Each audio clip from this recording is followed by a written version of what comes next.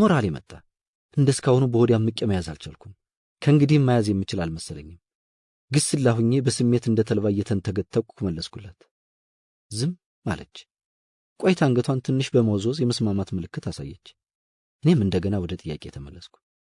ስለ አሰብ እዚህ ከመጣሽ ምን ትሰሚያለሽ? የምሰማውማ ብዙ ነው። ግን ምን? መልሷን ለማጓጓው ከፊቷ ላይ አንዳች ነገር አይቻለሁና እንዳንድ ተማሪዎች አሰብ የማናት የሚል መጽሐፍ ይዘው አይቻለሁ። እና የማናት ያለሽ? በጣም ተገረመችብኝ። ትኩር ብላየችኝ፣ መረመረችኝ።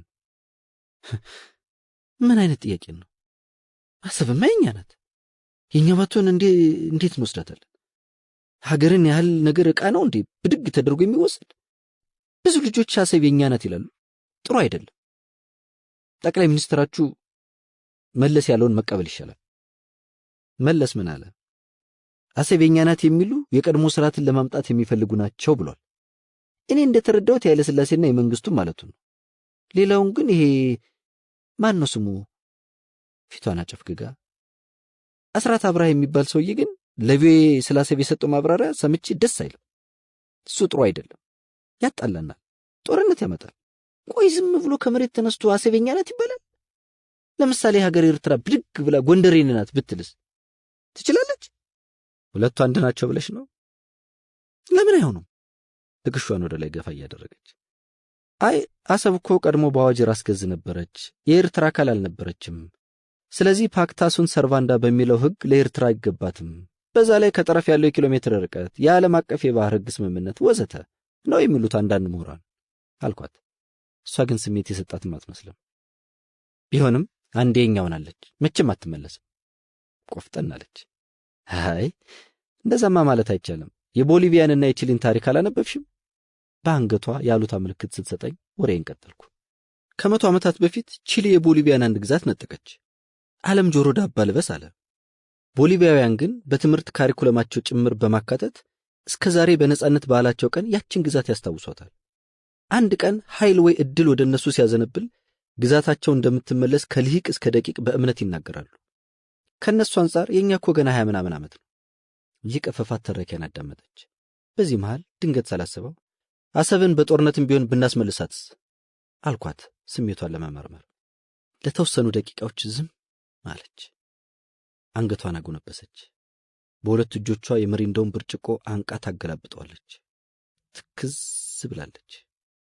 ግራ ገባኝ። እንደ ድንገት አንድ ቀን እንኳን በአእምሮ ያስቤው የማላውቀውን ጥያቄ በመጠየቄ ለከፋ ትካዜ ዳረኳት። በዝምታ ሁለታችንም አንገታችንን ከደፋንበት ድንገት ቀና አለችና ድምጿን ዝቅ አድርጋ መናገር ጀመረች። ሊሆን ይችላል። አሁን የኤርትራ ወጣት ሁሉ ተበትኗል። ድንገት ጦርነት ቢነሳ ሀገራችን ሰው የላትም። ነገር ግን የኤርትራ ወጣቶች እንደተበተኑ አይቀሩም። አንድ ቀን ይሰባሰባሉ። ከዛ በኋላ ግን የማያባራ ግጭት ነው የሚሆነው። አንዲት አገሯን ንቃና ተታ ከተሰደደች ሴት ይህንን ስሜት አልጠብቅም ነበር። ያሳየችኝ የትካዜ ስሜት እስካሁንም ትውስተው በውስጥ ያለ። የተወሰነ ፋታ ከወሰድኩ በኋላ በአእምሮ የሚመላለሰውን አንድ ጥያቄ ጠየቅኳት። ታዲያ እንዲህ ሀገርሽን በጣም የምትወጂ ከሆነ ለምን ትተሻት መጣሽ? በግል ጉዳይ ያልተመቸኝ ነገር ስለነበር ነው። ላፍታ ያክል ከቆየች በኋላ ግን ለምን ይህን ሁሉ ጠየቅከኝ? በመጠራጠር ፊቱና ድንገት ስለጠየቀችኝ መብረቅ ብልጭ እንዳለበት ሰው ክው አልኩ። አይ ዝም ብዬ ነው ልላት አሰብኩና ሌላ ነገር ተናገርኩ። እንዲሁ ፖለቲካ ስለምወድና ስለ ኤርትራ ማወቅ ስለሚያስደስተኝ። ደግሞ እውቀት አሪፍ ነገር አይደል? ማን ያውቃል፣ ወደፊት ይህንን ጨዋታችን አንድ ቀን የመጽሐፍ ክፍል ሆኖ እናየው ይሆናል አልኳት። ተጠራጠረች። አላሳመንኳትም። ከፖለቲካ ነክ ወሬዎች ወጥቼ ትንሽ ላዋራት ሞከርኩ። ለወሬዎቼ ችላ እያለች መልስ ሰጠች። እንዲህ ባለ ስሜት ውስጥ ሆነን ካፍቴሪያውን ታኮ ወደ አፍንጮ በር በሚወስደው የአስፋልት ጎዳና ወደ አራዳ ጊዮርጊስ በሚወስደው መንገድ ላይ በሚሄደው የሎንችን መኪና ውስጥ ቴዲ አፍሮን ሰማነው።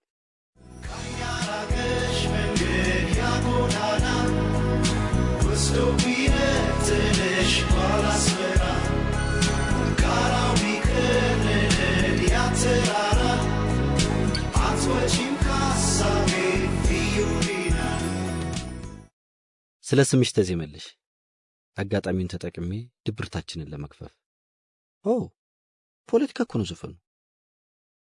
ግን ፊዮሪ ምን ማለት ነው አልኳት። አበባ በፈገግታ መለሰችልኝ። ቴዲ አፍሮን አስመራ እያለች ታዳምጩ ነበር? ኤርትራ ውስጥ እኮ አማርኛ ሙዚቃ በአደባባይ መክፈት አይቻልም፣ ክልክል ነው። ለምን? አማርኛ ከሌሎች በተለየ ዶሚኔት ስለሚያደርግ ይመስለኛል። አረብኛና እንግሊዝኛ ችግር የለም። አማርኛ ስታዳምጥ ግን አይወዱም። ባህል ወረራ እየፈጸምክ ነው ምናምን ይሉሃል። ያው ሰው ስለሚፈራ በድብቅ ነው የሚያዳምጠው። በአይነ ህሊናዬ ሳልኳቸው ከ20 ምናምን ዓመት በፊት ወጣቱ ነው በነጥላውን ገሰሰ ዘፈኖች ከፍቅረኞቻቸው ጋር ቃል ኪዳን ያሰሩ፣ በነ መሐሙድ አህመድ ትዝታቸውን የጋለቡ፣ በነ አስቴር አወቀ ሙዚቃ በሰመመን ይሰጥሙ የነበሩ ያኔ ወጣቶች፣ የዛሬዎቹ ጎልማሶችና አዛውንቶች በቤታቸው እየተደበቁ የቴፖቻቸውን ድምፅ ቀንሰው እየሰሙ በትዝታ ሲንሳፈፉ በአይነ ህሊናዬ ሽው ዋሉብኝ። ወይ ጥበብ፣ ወይ ትዝታ፣ ወይ ሙዚቃ! ፖለቲካ ያውቅ፣ ድንበር አይገድበው፣ ጦርነት ያስበረግገው። እዚህ ግን በተለይ መቀሌ የኤርትራ ድራማዎች በብዛት ይታያሉ። ሙዚቃችሁማ መሀል ሀገር ድረስ ይዘልቃል። አይ ሲኔማማ እንበልጣለን። ወይ አርኮ በጣም ሞደርን ነን። ቢኮዝ ዊ ዌር ኢታሊያን ኮሎኒ። ሮምና አስመራ ተመሳሳይ ናቸው። ሲኔማ ቤቶቻችን በጣም ዘመናዊ ናቸው። ልክ እዚህ ጎንደር፣ ላሊበላ፣ አክሱም እንደሚጎበኘው እዛ ሲኔማ ቤቶቻችን በስርዓት ከውጭ እየመጡ ላይ ይጎበኙታል። ሲኒማ ሮማ፣ ሲኒማ ኤርትራ፣ ሲኒማ አስመራ፣ ሲኒማ ዳንቴ ሁሉም ስታንዳርዳይዝድ ናቸው። እዚህ እንደዛ የሚሆን ቀርቶ የሚቀራረብ የለም። ኤርና ሞል ትንሽ ይሻላል፣ እሱም የቅርብ ጊዜ ነው። አይ ቲንክ ቅኝ ብትገዙ ሲቪላይዝድ ትሆኑ ነበር። ፊዮሪ 10 ጊዜ ወይ አር ሲቪላይዝድ ስትለኝ እኔ ደግሞ በቅርብ ያነበብኩት የመድኃኒት ታደሰ መጽሐፍ ትዝ እያለኝ ነበር። በርካታ ኤርትራውያን የአውሮፓ አገዛዝ ለሶስተኛው ዓለም ተስማሚ ነው ብለው በማስተዋወቅ ረገድ ዝነኞች ሆነዋል። በዛሬቱ ኤርትራ ከፍተኛ ቁጥር ያላቸው ሰዎች ለቅኝ አገዛዝ ጥልቅ ፍቅርን ሲያሳዩ ማየት ግራ የሚያጋባ ሆኗል። በአጠቃላይ ለመናገር ካስፈለገ የጣሊያን ቅኝ አገዛዝ አወዳሽ የሆኑት የኤርትራ ምሁራን ስለ ዛሬቱ ኤርትራ ተጨባጭ ሁኔታ ከማውራት ይልቅ ስለ ቅኝ አገዛዝ ዘመን መጥቀሱ ይቀናቸዋል። ግራ የሚያጋባ ማህበራዊ ስነ ልቦና ነው። ለማንኛውም ፊዮሪ ማለት እንዲህ ናት። ትንሽ ውሻ የሚያሾልቅ ቀዳዳ ካገኘች ጅቡና ትገባለች። እንዴ ፊዮሪ፣ ለሲኒማ ብለን ቅኝ እንገዛ? አሁንስ ብር ካለን ምን ችግር አለ? እነዛኑ ጣሊያኖች ቀጥሮ ማሰራት አይቻልም? አሃ፣ በጎራዴ አባራችሁ በብር ልትመልሷቸው? ኦኬ። በእጇ ብር እንደመቁጠር እያደረገች ደግሞ እየፈገገች። አሁን በደንብ ፈገግቷ ስለተመለሰ ወደ መስመር መለስኳት። ኢሳያስ እንዴት ነው? ህዝቡ ይወደዋል? አዎ፣ በተለይ ድሮ ሰዎች እንደ ነጻነት ታጋይ ነው የሚቆጥሩት። እኛ ወጣቶች ግን ወታደራዊ ስልጣናና ሰርቪስ የሚሉት ነገር ትንሽ አማሩናል። ኤርትራ ውስጥ ለምንድን ነው የፖለቲካ ምርጫ ስርዓት የሌለው? ምን ያደርጋል? ባለመደነቅ ቢኖርም እሱ ነው የሚመረጠው። ስለዚህ ለምን ጊዜ ጉልበትና ሀብት ይባክናል? እናንተ ምን ለውጥ አመጣችሁ? እንዴት ነው አንዲት የፖለቲካ ሳይንስ ተማሪ ምርጫ ምን ያደርጋል የምትለው? አመክንዮዋ እየገረመኝ ወደ ሌላ ጥያቄ ተሻገርኩ። ተቋሚዎችስ የሉም እንዴ ምርጫ እንዲኖር ግፊት የሚያደርጉ? በጣም በተበሳጨ ስሜት እጭ ነስንታቸው አይረቡም፣ ዊክ ናቸው። በዛ ላይ የራሳቸው አጀንዳ የላቸው። እሺ የግል ጋዜጦችስ? የሉም። በአራት ቋንቋ ዴይሊ የሚታተሙ የመንግስት ጋዜጦች አሉ፣ እነሱን ነው የምናነበው። የኢትዮጵያን ህዝብስ እንዴት አገኘሽው? ዋው፣ ህዝቡ የሚገርም ነው። የሚገርመው ኤርትራ ውስጥ ኢትዮጵያ መሆን በጣም ያሸማቀቃል። አንገታቸውን ደፍተው ነው የሚኖሩት። እኔም እዚህ ስመጣ እንደዛ የሚገጥመኝ መስሎኝ ነበር። በፍጹም ያልጠበቅኩት ነገር ነው። እዚህ እኮ የሌሎች ሀገሮች ስደተኞች አሉ፣ ከሱዳን፣ ከሶማሊያ፣ ከሌላም የመጡ። ለእኛ ግን ለየት ያለ ፍቅር አላቸው። በቃ ኤርትራ ውስጥ ያለው ያህል ይሰማኛል። መንግስትም ቢሆን ከሌሎች ስደተኞች የተሻለ ነጻ የትምህርት ዕድል ሰጥቶናል።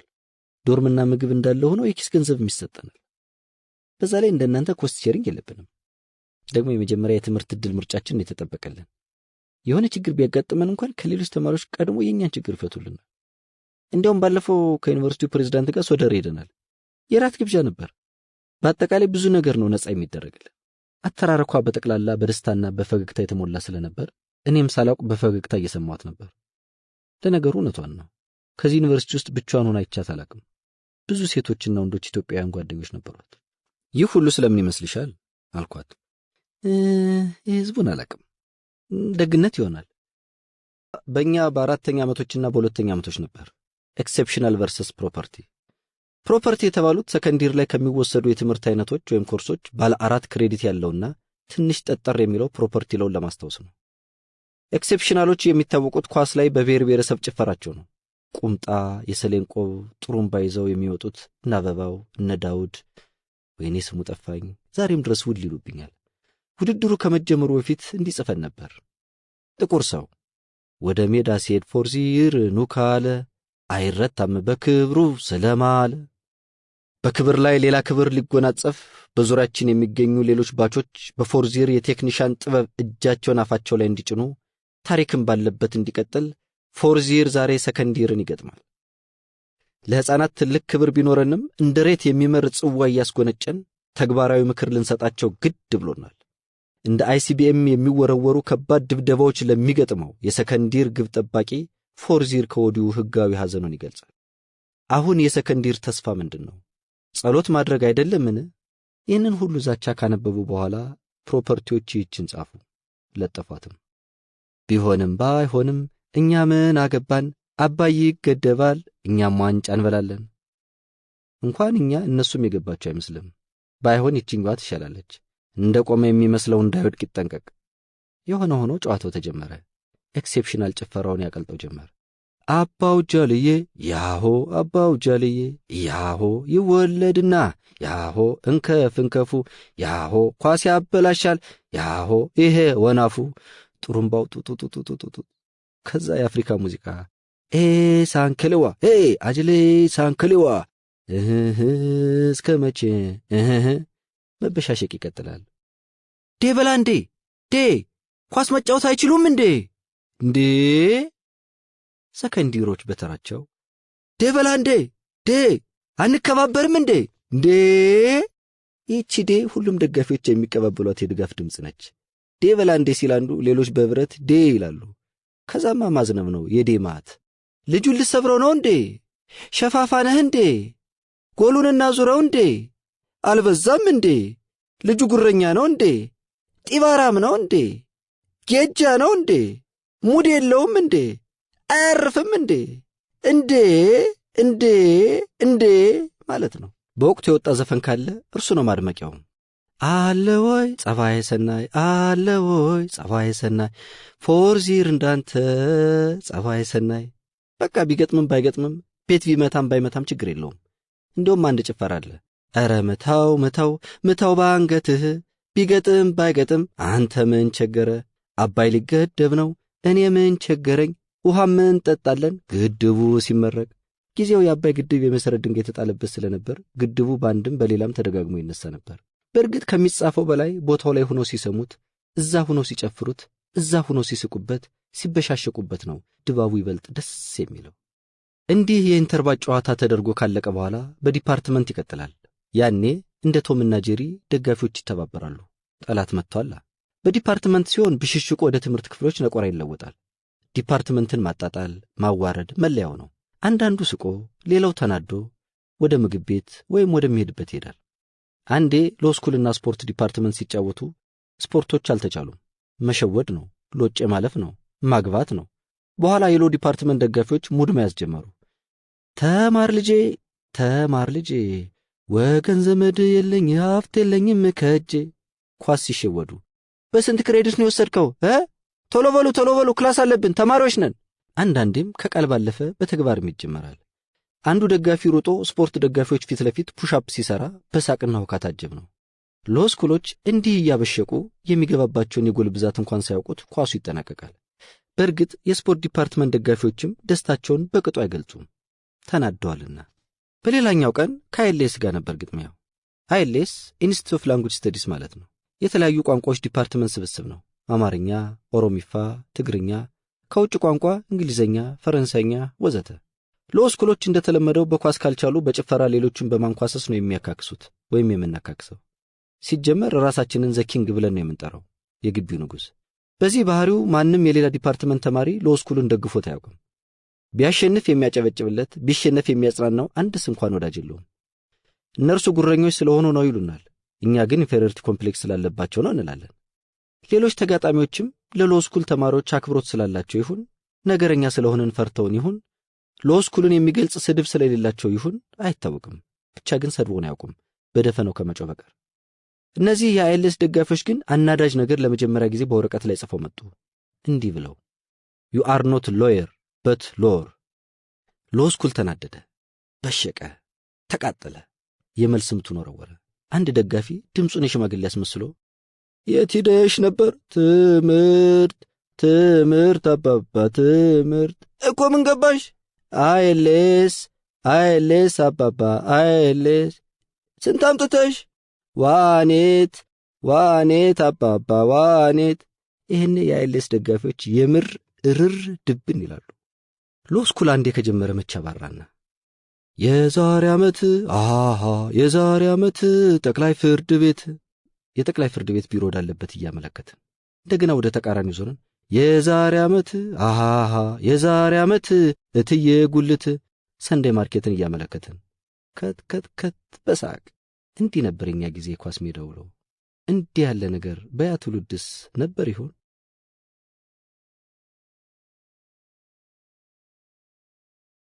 6 የአንድ አገር ሁለት ሰዎች። ዘመን አልፎ ዘመን እስኪታደስ ቀኑ ቢመስልም የማይደርስ በፍቅር ሲቃና መሰረቱ ደሞ እንደ አዲስ አንድ ይሆናል ቤቱ። በወርሃ ሰኔ 2004 ዓ.ም አዲስ አበባ ዩኒቨርሲቲ የማጠቃለያ ፈተና መጣው ይላል። የኬኔዲ ቤተ መጻሕፍት ምጥ ይዞታል። ተማሪ ይገባል፣ ተማሪ ይወጣል። የፈተና ሰሞኑ ሁልጊዜ ሽብር ነው፣ ሁልጊዜ ግርግር ነው። ሴሚስተሩን ሙሉ ኖት ያልያዘ ፎቶኮፒ ለማድረግ ደፍተር ፍለጋ፣ ክላስ ሲቀጣ ይኖረ የቀጣውን ክላስ አየት ለማድረግ ጓደኛ ፍለጋ፣ አንዳንዱም ሲያነባ ልገለጥልህ ያለውን እንዲገለጥለት ጎበዝ ተማሪ ፍለጋ፣ ሌላውም በፈተናው ዜማ እንደ መስቀል ወፍ ብቅ የሚሉትን የሸገር ቆነጃጅቶችን ለማየት ከአንዱ የቤተ መጻሕፍት ክፍል ወደ ሌላው ከፎቅ ወደ ምድር መሽከርከር ነው። ሃይ ኬኔዲ፣ ይህ ሁሉ የሚሆነው በእርሱ ውስጥ ነው። እነሆ እኔም ከተዘረዘሩት በአንዱ አጋጣሚ ከምድር ወደ ፎቅ ስወጣ ጓደኛዬ ታላቅ ብስራትን ይዞ ጠበቀኝ። ስማ ያቻትልህ። ማን? የኤርትራዊቷ። አላመነታውም። ከዚህ በፊት ስፈልጋት ስለነበር በደስታው ደርሷ ተጠጋሁ። ወደ ኤርትራዊቷ በኬኔዲው መርካቶ ውስጥ በአንድ ቴንሽን ቦክስ ተቀምጣ እያነበበች ነው። እንደምን አለሽ? ሰላምታይን ድንገት ሰጠኋት። ድንግጥ አለች። ፈገግ አልኩ። እጄንም ዘረጋሁ። ደህና አለች። ከጥርጣሬዋ ጋር ያልተላቀቀች ይመስላል። ቴድሮስ እባላለሁ። የጨበጥኳትን እጅ በደንብ ወዘወዝኩት። ፈገግታይንም ይበልጥ እንደ ሙሉ ጨረቃ ደመኩት። ኦኬ ጉድ። እኔ ግን ዮሐንስን ነው የምወድ። ቴድሮስንስ? ከንፈሯን ሾጠጥ አድርጋና መዳፏን ዘርግታ በመውዞዝ ጭንቅላቷንም በማነቃነቋ ያን ያህል ነኝ የሚል ስሜቷን ተረዳሁላት። ቴዲ አፍሮንስ? እሱን ወደዳለሁ። እኔንስ? ዋት? ስቀልድሽ ነው። የገጿን መኮሳተር አስተውዬ ፈገግ በማለት ለማስፈታት ሞከርኩ። አንቺን ማለበል? ፊዮሪ። ካልተሳሳትኩ ኤርትራዊት ነሽ? ያ። አንገቷን ከፍ ዝቅ፣ ጸጉሯን ንስንስንስ በኩራት። እኔ ደግሞ ኢትዮጵያዊ ነኝ። ሳቀች። ትምህርት አሪፍ ነው? ያ። ምንድን ነው የምታጠኘው? ፒኤስአር። እኔ ደግሞ ከህግ ትምህርት ቤት ነኝ አልኳት።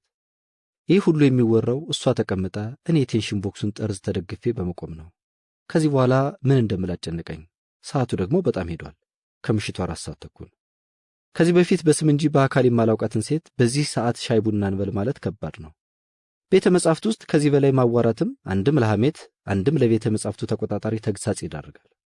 እንደ ባራሿ በተበተነው ተማሪ መሃል ድጋሚ ማግኘቴ ከባድ ስለሚሆን ዛሬውን የሆነ ነገር ማድረግ አለብኝ። አስመራን በጣም ወዳታለሁ። ታውቃታለህ? እንዲያውም ኦኬ አለች። እንደተለመደው አንገቷን ከፍና ዝቅ፣ ጸጉሯን ስንስንስንስንስ በማድረግ እስኪ ተገናኝተን እናውራ። ግራ ገባት። በእሷ ግራ መጋባት ተደናግጬ ስለ አንዳንድ ነገሮች በተለይ ስለ ማህበራዊ፣ ፖለቲካዊና ተያያዥ ጉዳዮች ከአንቺ ጋር መጫወት ፈልጌ ነው አልኳት። አሁን አለች። የግንባሯን ስጋ ወደ ላይ ሰበሰበችው። ፊት ለፊቷ የከመረችውን ደብተር መጽሐፍና ሃንዳውት እያየች አይ በቀጠሮ ኦኬ። ስልክ ተለዋውጠን ተለያየን።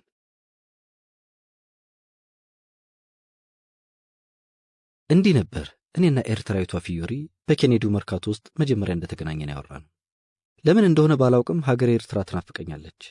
የታውቃሃት እንዳትሉኝ፣ ባላውቃትም ወዳታለሁ። ምናልባት ልጅ እያለሁ መጀመሪያ ያነበብኩት የባሉ ግርማ ተወዳጅ መጽሐፍ ኦሮማይ ግዙፍ ተጽዕኖ አሳድሮብኝ ይሆናል። የንባብ ሀሁን የጀመርኩት ብቻ ሳይሆን ለሁለትና ለሶስት ጊዜ ደጋግሜ ያነበብኩት ገጸ ባህሪያቶቹ ብቻ ሳይሆኑ እያንዳንዱ መንገድ፣ እያንዳንዱ የመሰብሰቢያ አዳራሽ፣ እያንዳንዱ ሆቴል፣ እያንዳንዱ የጦር አውድማና እያንዳንዱን ተራራ የማውቃቸው በልጅነት ዕድሜ አፈር የፈጨሁባቸው ውሃ የተራጨሁባቸው መስሎ ይሰሙኛል። ምናልባት ለአቅመ ፖለቲካ ከደረስኩ ጀምሮ የኤርትራን መገንጠል አግኝቶ እንደማጣት ውስጥ የተፈጠረ ቁጭት ሊሆንም ይችላል የመውደድ ሚስጥር። ስለሆነም ኤርትራ ትናፍቀኛለች። ዘመን አይሽሬ ጥበብ የሚታይባቸው ሕንጻዎቿ፣ ረድፍ እንደተሰለፈ ወታደር በስርዓት የተደረደሩት ዘንባባዎቿ፣ መንገዶቿ፣ ሹሩባ የተሰሩና አሉሉ የሚያካክሉ የወርቅ ኳሶችን በጆሮአቸውና በአንገታቸው ያንጠለጠሉ እናቶቿ፣ ስሜትን ዘና የሚያደርጉ ሙዚቃዎቿ፣ ቀይ ባህሯ፣ ወደቦቿ፣ ብቻ ሁሉም ነገሯ ደስ ይለኛል። ኤርትራ በአረብ ሰዓት የኤርትራን ቴሌቪዥን አልፎ አልፎ ከፍታለሁ። ምናልባት ዘንባባዎቿን ባይ ብዬ፣ ምናልባት ቀይ ባህሯን ባይ ብዬ፣ ምናልባት ድምፀ መረዋ ልጆቿን ባይ ብዬ።